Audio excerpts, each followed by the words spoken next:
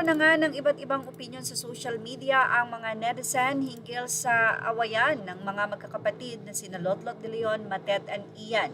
At isa sa kritiko ng mga celebrities at maanghang magsalita ang nagbigay ng kanyang opinyon hinggil dito.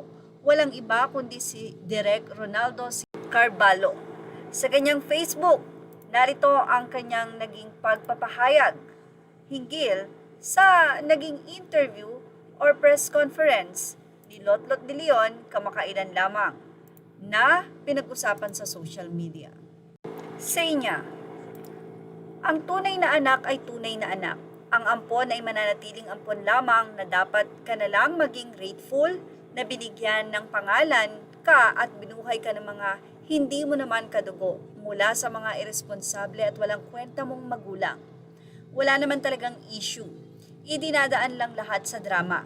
Iyak-iyak in public para mangolekta ng simpatya at awa. Hindi naman siya nakakaawa. Sobrang nakakadiri at nakakasuka ang eksenang ginawa niya. Whether it's true or not, kailangan mong magdrama.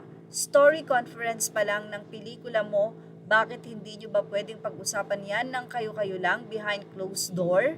Talagang kailangang ibunyag sa publiko na mistulang acting na acting sa harap ng kamera.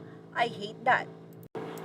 Sa pagpapatuloy ng kanyang mensahe, sinabi niya na kung feeling mo magandang publicity yan sa pelikula nyo, hindi binwisit mo na agad ang magandang pelikula sana. Hinila mo na lahat ng involved sa pelikula pababa. Wala ka sa lugar.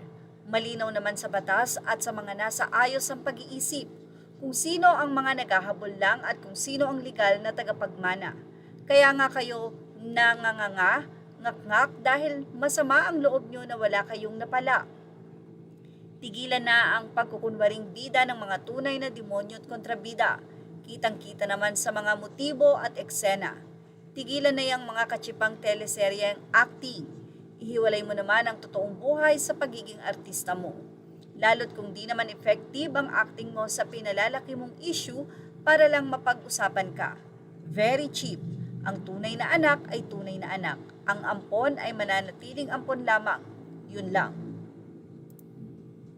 Anyway, medyo masakit ang pananalitang ito. Wala mang binanggit na pangalan doon ang nasabing direktor, pero halata naman kung sino ang kanyang pinatutukuyan.